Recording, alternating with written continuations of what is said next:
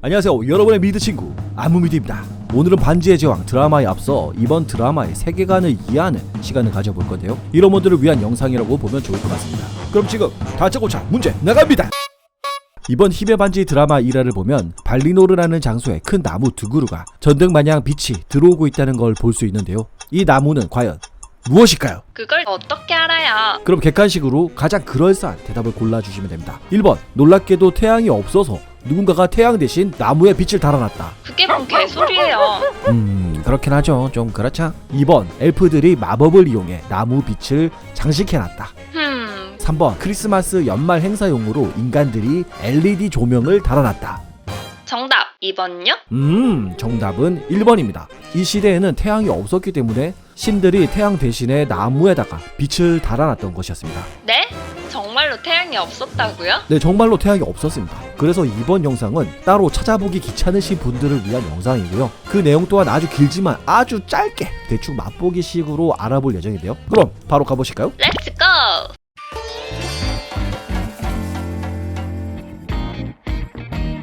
톨킨 선생님이 만든 반지의 제왕 세계관에서는 기독교의 하나님 같은 유일신 일루바타르라는 존재가 있습니다. 그리고 더 원 유일신 킹왕짱 신님 일루바타르는 자신과 같은 실체가 없는 영적인 존재들, 자신의 업무를 처리해줄 아이누라는 직원들을 만드는데요. 네? 지금 반지의 제왕 이야기 아니에요? 반지의 제왕 맞습니다. 이게 듣다 보면 그런가? 하고 듣게 됩니다. 조금만 더 기다려보세요. 자, 그럼 신이 나오고 대충 천사 같은 게 나왔습니다. 자, 그럼 다음에 뭐가 나올까요? 지구? 우주를 만들어야겠죠. 우주라고 부를 수 있는 에아를 창조하고, 다음은 지구? That's alright. 반지의 제왕의 주 무대가 되었던 행성 아르다가 탄생하게 됩니다. 하지만 초창기 아르다는 옵션이 하나도 없는 깡통 행성이었는데요, 그리하여 신님은 자신의 직원들 아이누에게 말합니다. 얘들아, 저기 가면 나중에 엘프랑 인간이랑 이상 만들어놨거든. 미리 가서 너네들이 좀 세팅도 좀 하고 물도 넣고 좀 나무도 심고 청소도 하고 알았지? 빨리 가 임마! 라고 지시를 하게 됩니다. 그리하여 수많은 아이누들이 지구로 내려가게 되는데, 그중 가장 유능한 14명의 아이누를 발라라고 부르고 나머지 떨거지들을 마이아라고 부르게 되는데요. 올림푸스 가디언인 줄. 그렇죠, 좀 그렇긴 해요. 여하튼 14명의 발라들은 이 행성에 들판, 나무, 물 등등등을 만들어 열심히 심시티를 하였고, 무엇보다 가장 중요한 세상을 밝힐 수 있는 발라의 등불을 만들어 세상을 밝히게 되는데요, 이 당시 이 등불은 꺼지지 않고 하루 종일 켜져 있어서 밤이 없었다고 전해집니다. 엥? 그럼 잠은 안 자요? 이 시기에는 엘프와 인간이 아직 안 나왔기 때문에 무엇보다 신은 잠을 안 잡니다. 진짜요? 네. 봤어요? 네, 봤어요. 안 자요. 여하튼 이 기간을 등불의 시대라고 부르게 됩니다.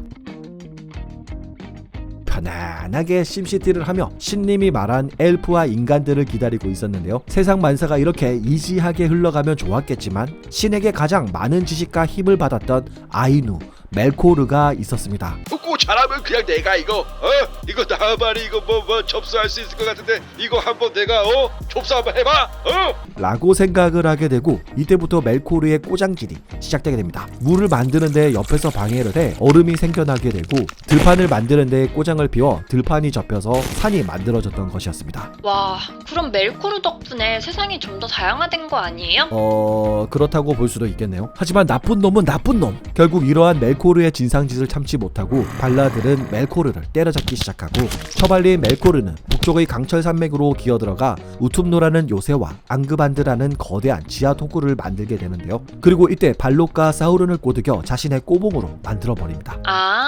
그럼 사우른도 신이 만든 아이누 그런 거예요? 네, 맞습니다. 사우론 역시 아이누의 떨거지 마이아 중에 한 명이었고, 영화에서는 간달프와 싸웠던 발록 역시 마이아 중 한 명이었습니다. 그리고 호빗 영화를 보면 5명의 마법사가 있다 라고 설명을 하는데요, 이들 5명 역시 발라들의 추천으로 내려온 마이아였습니다. 그래서 간달프가 1편에서 죽고 기억상실증 걸려서 다시 돌아온 거예요? 예리하십니다. 발라들은 불멸의 존재라서 죽는다는 개념보다는 리스폰 되었던 게 아닐까요? 초기화? 여하튼 그렇게 멜코르는 자신의 거점 우툰누를 접수하고, 그 영향으로 북쪽 땅과 식물들은 시커멓게 오염되고 부패되기 시작하는데요, 그리고 게릴라전을 이어가며 발라들을 괴롭히기 시작합니다. 결국 세상을 밝히던 등불을 쓰러뜨려 하나였던 대륙은 조각이 나버리는 지경에 이르게 됩니다.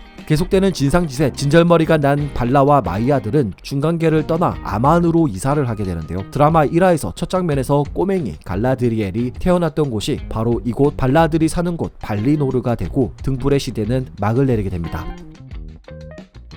대지의 여왕이라 불리는 야반나는 텔페리온, 라우렐린이라 부르는 두 나무를 태어나게 하고 다시 한번 세상을 밝히는데요. 혹여나 멜코르가 또다시 올 것을 대비해 외곽 지역에 산맥을 만들어 놓았는데 너무 높게 만들어서 그 빛이 가운데 땅에까지 닿지 않았다고 합니다. 그리하여 중간계는 계속해서 칠흑 같은 밤이었고 빛의 신 바르다는 두 나무의 이슬을 받아 별을 만들어 중간계는 어둠만은 면할 수 있었습니다.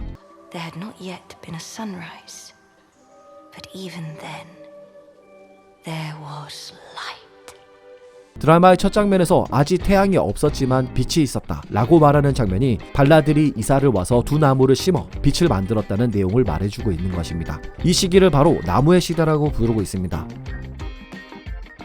그리고 이때 첫 번째 자손 엘프들이 중간계의 동쪽 지역에 눈을 띄기 시작합니다. 하지만 서쪽에 짱 박혀있던 발라들은 그 사실을 전혀 알 수가 없었고 중간계에 거주하고 있던 멜코르는 엘프들을 먼저 발견하고 이들을 납치해 어마무시한 과정을 거쳐서 엘프를 오크로 품종 개량해버립니다. 헐, 이건 좀 신박한 설정이네요. 톨킨 선생님의 이런 흥미로운 설정들이 많은 것 같습니다. 여하튼 발라 중 사냥가 숲을 담당하는 오로메는 가끔 중간계로 넘어가 사냥을 즐겼는데요. 그때 엘프들의 노래소리를 듣게 되고 돌아와 이 사실을 보고하게 됩니다. 발라들은 신에게 받은 첫 번째 임무, 그 뭐냐 애새끼들 나올 테니까 심시티 잘하고 있어라 였기 때문에 그들은 멜코르의 소나기에서 첫 번째 아이들을 구하기 위해 멜코르를 다시 한번 때려잡기 시작하는데요. 패배한 멜코르는 끌려와 재판을 받게 되고 300년형이라는 징역형을 받게 됩니다. 근데 지금 마음대로 말하는 거 아니시죠? 이게 다 책에 나오는 이야기입니다. 제가 지금 그냥 떠드는 게 아니고 약간은 양념을 치고 있는 거죠. 여하튼 발라들은 동쪽에 있던 엘프들에게 살기 좋은 발리노르로 오라고 하자 엘프들은 서쪽으로 이동하는 대여정을 맞이하게 되는데요. 물론 발리노르까지 도착한 엘프들이 있었지만 이거 걸어가기 겁나 머네. 귀찮다. 대충 여기서 살자. 거기까지 어떻게 가냐 라며 숲속이나 다른 지역에 살림을 차리게 되는 엘프들도 생겨나게 되었습니다. 그리하여 각 지역마다 다양한 엘프들이 나뉘게 되어버렸습니다. 결국 발리노르까지 도착한 엘프들은 그곳에서 발라들에게 버프를 받게 되고 많은 것을 배우게 되는데요. 두 나무의 빛을 본 엘프들을 하이 엘프라고 부르고 두 나무의 빛을 보지 못한 엘프들을 다크 엘프라고 불리게 됩니다. 그래서 이 남자가 그거는 넘어갈까요? 그리고 300년이 지나 석방한 멜코르는 한 번만 봐주십시오. 앞으로 착하게 살겠습니다 형님들. 라는 말과 함께 자신의 야망을 숨긴 채 착하게 살고 있었는데요. 그렇게 평화로운 날들을 지내던 중 발리노르에는 페아노르라는 엘프가 두 나무의 빛을 담은 보석 실마릴 3개를 만들게 됩니다. 빛을 담을 수 있는 이 보석은 역사상 가장 최고의 가치가 있는 보석이 되었고 혹여나 훔쳐갈까봐 집안에 꽁꽁 숨겨놓고 아무나 보여주지도 않았습니다. 그리하여 시간이 흘러 발리노르에는 축제가 한참일 때 멜코르가 다시 한번 나타나게 되는데요. 당연히 또 이상한 짓 하겠네요. 당연하죠. 배고픈 거미 여왕을 데리고 나타나 두 나무에 상처를 내고 수액을 거미 여왕에게 먹여버립니다. 다시 한번 세상은 빛을 잃어버리게 됩니다. 칠흑 같은 어둠이 찾아오자 멜코르는 그동안 탐냈던 실마리를 훔치고 페아노르의 아버지, 드라마 주인공 갈라드리엘의 할아버지, 엘프들의 왕을 죽이게 되는데요. 그렇다면 페아노르 딸이 갈라드리엘인가요? 아니요, 갈라드리엘의 아빠는 세 번째 아들이었습니다.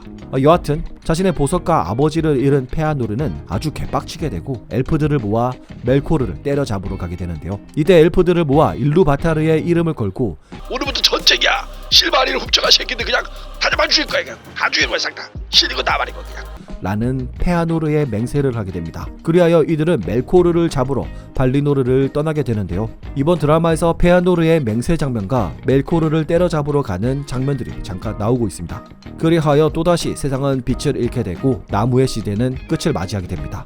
다시 한번 나무들을 살리려고 노력은 했지만 살릴 수가 없었고 두 나무는 마지막으로 꽃과 열매를 남기는데요. 발라들은 이 꽃과 열매를 이용해 달과 태양을 만들게 됩니다. 나름 그럴싸한데요? 그쵸? 이 빛을 가지고 시대를 나누고 하는 이 흐름들이 괜찮은 것 같습니다. 다시 한번 태양이 이 세상을 밝히게 되고 이 시대를 태양의 시대라고 부르게 됩니다. 태양이 떠오름과 동시에 두 번째 자손 인간들이 눈을 뜨기 시작하는데요. 태양의 시대는 총 4개의 시대로 나누며 영화의 무대가 되었던 시기는 3시대, 드라마는 영화보다 앞선 2000년 전 이 시대를 주로 다루고 있습니다. 특히 두 나무가 자라는 시점에서 제2시대까지는 단 10분 만에 점프를 하기 때문에 요 사이의 내용들을 대충이라도 한번 이야기해보고 가면 드라마를 이해하는 데 좀 더 도움이 될 것 같아서 만들어봤습니다. 일단은 지금 드라마가 2화까지 공개가 되었고 영화에서 등장했던 갈라드리엘, 엘론드, 그리고 간달프 역시 나올 것으로 보여집니다. 5번째 시즌까지 제작할 거라고 했는데요. 사우론이 절대 반지를 만드는 과정이나 손가락이 잘린 이야기까지 나올 것으로 보여지고 근데 첫 번째 에피소드의 점수가 근데 왜요? 생각보다 별로 안 좋습니다. 전에도 제가 말씀드렸다시피 저도 반지의 제왕을 안 봤다가 요 근래 빡시게 영화 책을 보면서 진도를 따라잡고 있는데요. 저는 요 근래에 봐서 그런지 개인적으로는 괜찮았습니다. 그리고 뭐 다크 엘프, 다크 호비, 다크 드워프 많은 분들이 지금 화가 많이 나 있는 것 같은데요. 그거요? 저는 힘의 반지 영상으로 찾아오겠습니다. 맞다. 저 대신 그 말 좀 해주시면 안 될까요? 구독과 좋아요 해주세요 라고 말하는 거요? 좀 해줘! 싫어요. 아무미디였습니다. We don't really know where the world is gonna go, but now everybody knows that you can't stop for too long. Got to keep going. Don't really know where the world is gonna go, but now everybody knows that you can't stop for too long. Got to keep going. Don't really know where the world